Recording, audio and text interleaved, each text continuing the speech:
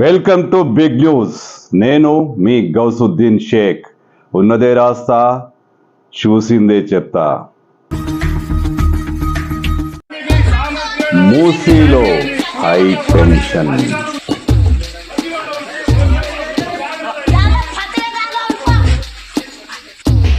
మూసీ నివాసుల ఆందోళన.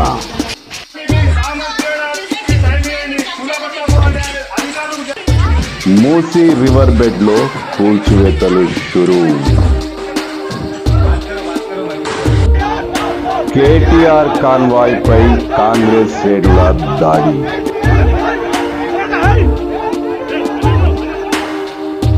ఎస్, ఆందోళనలు, అభ్యంతరాలు, రాజకీయ నేతల నిరసనల పర్వం మధ్య మూసీ నది ప్రక్షాళన పనులు మొదలయ్యాయి. అంటే మూసీలో కూల్చివేతలు షురు అయ్యాయి. ఎన్ని అభ్యంతరాలు వస్తున్నా, కోర్టు నుంచి అక్షింతలు ఎదురవుతున్నా, రేవంత్ రెడ్డి ప్రభుత్వం తాము అనుకున్న ప్రాజెక్టును సాకారం చేసేందుకు, మూసీని పూర్తిగా ప్రక్షాళన చేసేందుకు రంగంలోకి దిగింది. మూసీ రివర్ బెడ్లో ఉన్న అనేక ఇళ్లను నేలమట్టం చేసే ప్రక్రియ మొదలుపెట్టింది. అంటే మూసీలో కూల్చివేతలు మొదలయ్యాయి.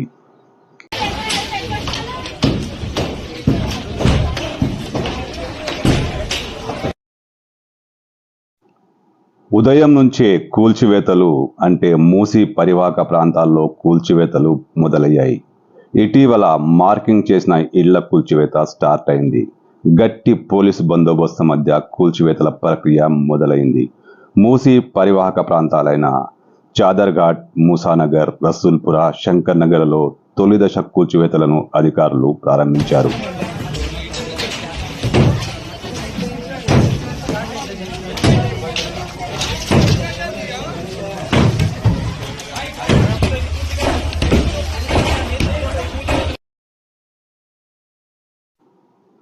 అయితే అధికారులకు స్థానిక జనం నుండి నిరసన సెగలు తగిలాయి. పలు చోట్ల జనం అధికారులపై తిరగబడ్డారు. ఇది ఊహించిందే. చాలా మంది మూసీ బాధితులు ప్రభుత్వానికి అనుకూలంగా సంతకాలు చేసిన, ప్రకటనలు చేసిన, కూల్చివేతలనగానే నిరసనకు దిగుతున్నారు. ఇప్పుడు మూసీలో కూడా అదే నిరసన, అదే ఉద్రిక్తత కొనసాగుతోంది.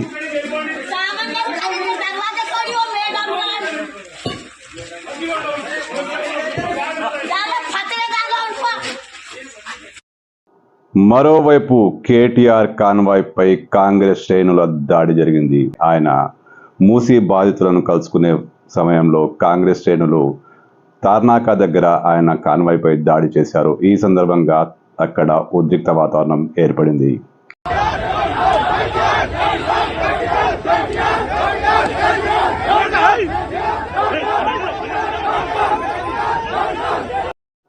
మూసీలో కూల్చివేతలు మొదలయ్యాయి. స్థానికుల ఆందోళన, రాజకీయ నాయకుల రాజకీయాలు అన్నీ ఓకే. కానీ ఈ కూల్చివేతలతో తమకు ఎంత మాత్రం సంబంధం లేదని హైడ్రా ప్రకటించింది. ఇది మూసీ పరిరక్షణ బోర్డు చేస్తున్న ప్రక్రియ, వాళ్ళు చేస్తున్న కూల్చివేతలు. దీన్ని తమకు ఆపాదించవద్దంటూ హైడ్రా చాలా క్లియర్ కట్గా చెప్పేసింది.